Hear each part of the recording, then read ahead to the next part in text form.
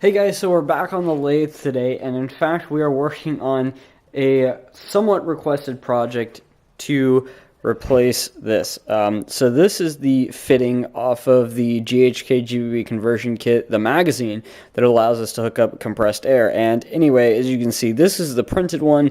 It's pretty crappy. So you know what, now that we have a lathe, we're going to make a proper one. So I've already roughed out the general shape, kind of sanded it down, and I just took my scratch pass for threading.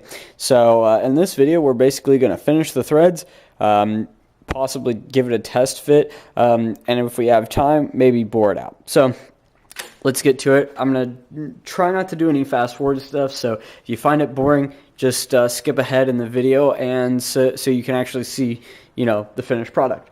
So I'm going to try to stay out of the way of the camera, and let's get to it.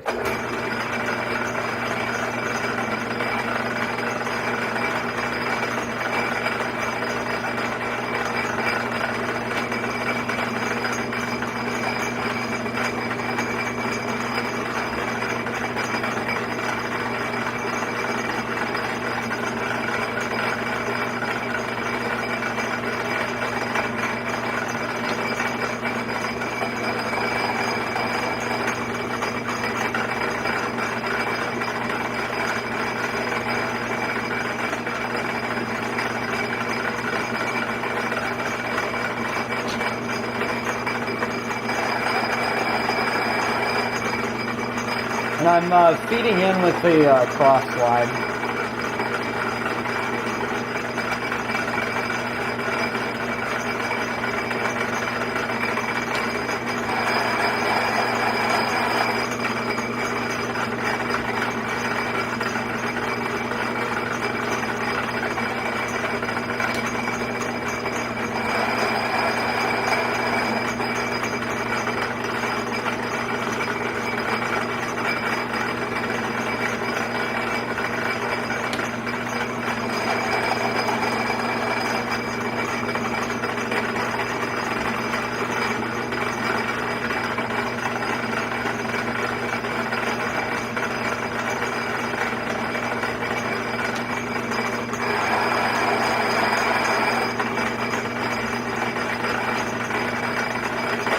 I think we ought to go ahead and give her a test fit. Let's take a look. That might actually be good enough there. The threads aren't very deep at all, so I wasn't expecting this to take a whole long time. That's why I didn't want to speed it up. Or speed up the video, that is. So I don't want to take it out of the chuck. I guess we could back the tailstock off a bit. Let's see if this will fit. Now I got to go ahead and unscrew. So this is the original, sorry, bit out of shot here. This is the original cap piece. I have it zoomed in so you can see a little bit better. But the threads do match up. Again, not very deep. Hesitant to even unlock the tailstock, but I think it'll be fine. That'd be cool if that was starting to thread on. I don't want to force it, because this is steel on aluminum.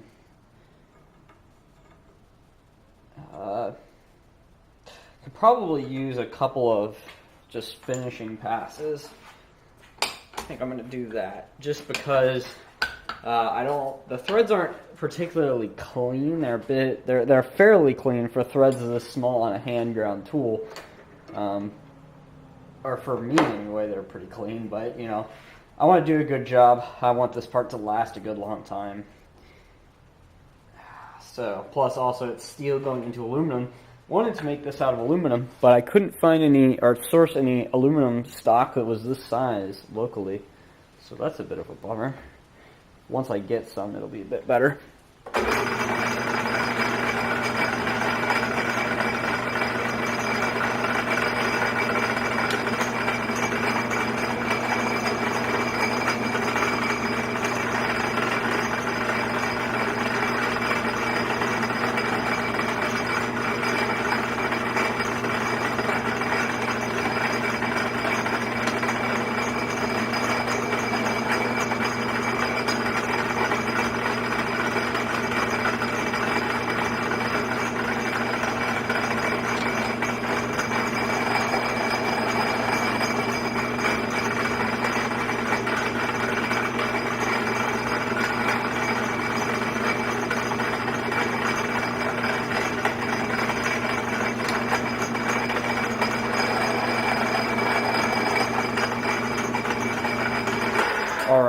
That might have gone a little bit too deep. It's a little bit of chatter there, more than I'd like anyway. Go ahead and take the lathe out of gear. Sorry, I can't see any of this. Yeah, as you can see, I'm actually cutting this toward one end of the far end of the lathe, and the reason is because the piece of stock is 3 feet long, and I didn't want to cut it down with the jigsaw or by any other means, so being a little bit cheap. But you know, the good tailstock support, as you can see, I turned the entire part like this. I haven't even loosened the jaws, and it's turned out okay. It's probably not as concentric as it could be, which is a bit of a bummer, but that's my own fault. It's threading on there pretty good. Again, I don't want to force it. I might take a file. This is the end it'll probably go into, which I've already kind of messed up before. I might take a needle file just to clean up the threads a bit. It's threading in there pretty good. I think the threads are probably to the proper depth. I think they're just a little bit dirty, just because it's a crappy tool that I'm using that I just ground. I'll give you a bit of a better look here. It's just hand ground. The relief, I'm sure, is wrong. Just high-speed steel. So yeah, I'm going to take that off because the last time I've actually gotten cut with that tool from leaving it in the tool post whilst doing this. So unlock the tailstock back down, grab a needle file, I think. Just clean those threads up a little bit. Nothing major. I might put some like 600 grit or maybe 600 2000 grit sandpaper just to make sure it's seated in there well. Don't want it wobbling on me. I think the lathe isn't in its slowest speed either.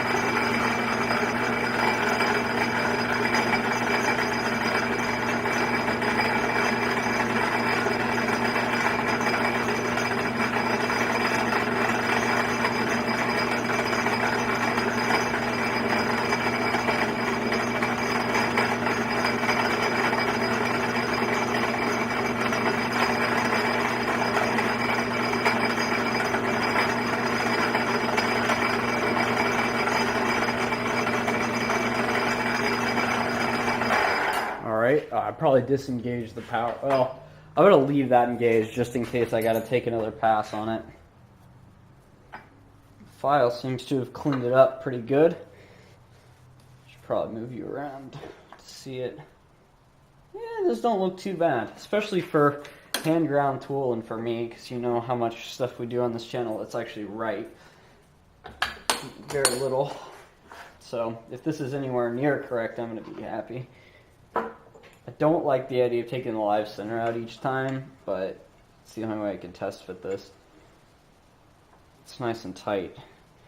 Might be a smidge too tight. I might take the file to it a little bit more. It fits tighter than the regular threads, but it does go on there pretty far. But at least, you know, this side it goes on further. Probably because I messed the threads up on this side. Go ahead and show you when I take this off. You'll probably be able to see those threads are pretty nasty in there. Just from, because I actually made this part before and it didn't turn out so well, the threads anyway, and I tore up that aluminum, which is my fault. But I think I think it's still a usable part, and if it's not, then well, I can cut threads. So cut new, either cut a bigger size into that piece of aluminum, or just make a new one out of steel or whatever. Since I can cut this. By the way, if you want to make one of these yourself, this is an odd thread pitch. It's well, it's not that odd. It's 28 threads per inch, and I got a cheat sheet here. And the major diameter is about 610 thousandths, and the minor diameter is about 550 thousandths, give or take. Those measurements aren't super accurate, but it's not, I mean, it's close enough. You can, you know, after you cut the threads, you can test fit it, do what I'm doing with the file to get it in.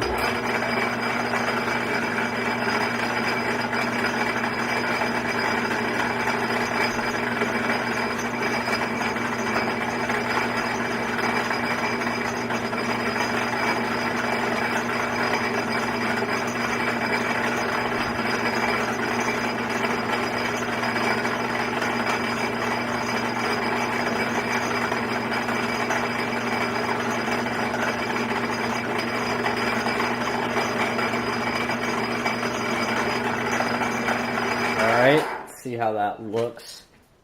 A lot of chips, but those threads, honestly, for my level of experience, those threads look better than the ones that are in the original part. They're not super chattered up or anything. They probably only look better because I just used the file on them, but go ahead and give it another test fit here.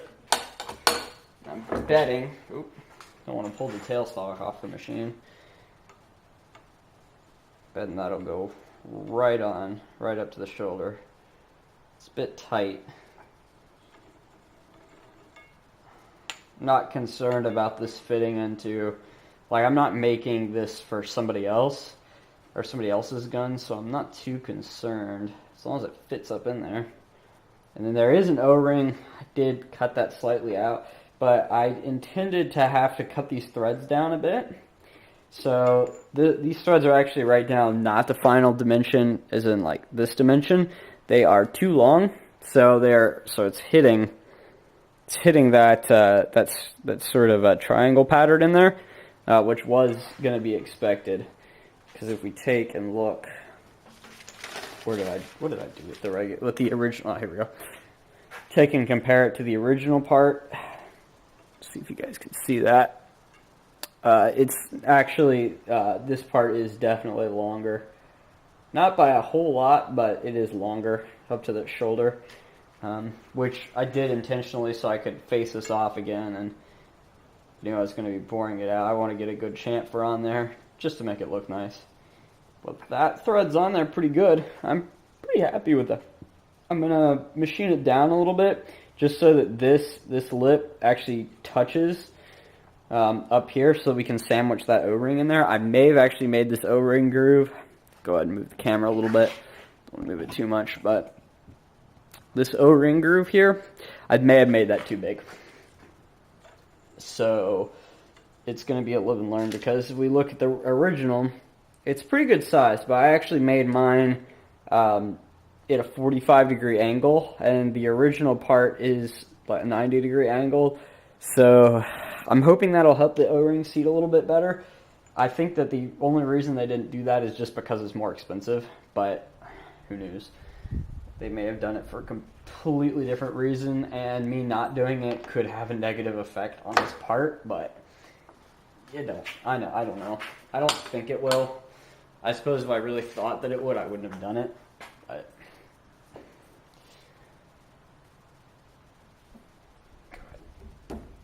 make sure that's on there good. Don't want this flying off because it's held in the chuck pretty securely, but you can never be too safe. Tighten the chuck down a little bit more too. Put the lathe out of gear. Ooh, that doesn't look too concentric. I guess it's alright. It's not, I mean, I'm just going to be chamfering the edge here. I need to actually readjust the tool. I suppose I'll go ahead and just use the threading tool to chamfer that. What's it going to hurt? It's not proper, but I'm going to use that right there. Alright. Oh, I need to put the lathe in a higher speed. I'll go ahead and throw it into back gear and then change over the pulley. Sorry, you can't see this. It's not incredibly entertaining anyway. I'll give you guys a full tour of the machine at some point so that you can know what I'm doing. And that might be a little... Take the lead screw out of gear.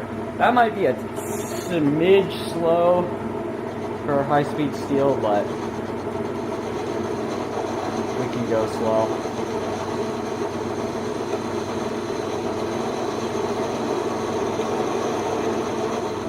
And yes, I am over chamfering it because I know I'm going to cut it down a little bit, but it's hard to do that with the center there. That doesn't look too bad. I am going to face this off again, but I'm going to move this up closer to the chuck so I can get rid of the live center, because I'm going to have to bore this out anyway. And I think probably to part it off, I've been considering, I think I might just turn this shoulder down further and then turn it down in so that when I drill this out, the part will just come off, because it's going to be, well, I guess I could just part it off normally. I guess we'll have to see. I want to bore it out, though, before I part it off, I think. Just because. I think we can go ahead and move this up closer to the headstock. The only problem is we're going to have, without any tailstock support, we're going to have to get this right up into the chuck in order to not have this doing like that on us. So let's go ahead and move the camera again. Sorry, I do have you zoomed in a bit just because the camera is kind of in the way, and I want to give you guys a good enough look at what I'm doing. Before I have had the camera on the other side, and I figure that's not too entertaining to watch. You can't really see exactly what I'm doing from my perspective. So we're going to back this up right up to the headstock. Now, I do have like probably 2 feet of material swinging out the back of the spindle, which is not ideal, especially since this machine isn't actually bolted down right now. Doesn't want to focus, come on. So that's not ideal at all, but you know, hey, it'll do for now. Let me go ahead and bring the tailstock. Also, I don't have a drill chuck that a Jacobs chuck that'll fit the tailstock right now. I have an adapter and I have a chuck, but they're not the same. And the guy that sold it to me down, he's in Blackstone. I'll leave a link to his website. I believe it's Dempsey Machinery. He is going to hook me up, hopefully, with either a proper adapter, a proper chuck, or hopefully both. That would be great. Wrong size Allen wrench. But I will, if you remember, leave a link in the description. Otherwise, if you want to check it out, I have it underneath the 1,000 subscriber special. So look for that. Sorry, this video will be pretty long-winded, but I didn't want to do a whole ton of editing. I wanted to give you guys a good look. We are using the crappy Chinese cutters, carbide cutters, the brazed insert ones, or the brazed type that are so cheap it's not even funny, and they're terrible, but that's all I have right now, so that's what I'm going to have to use, at least until I can get some like insert tooling. Hopefully some not so crappy insert tooling, the tailstock in.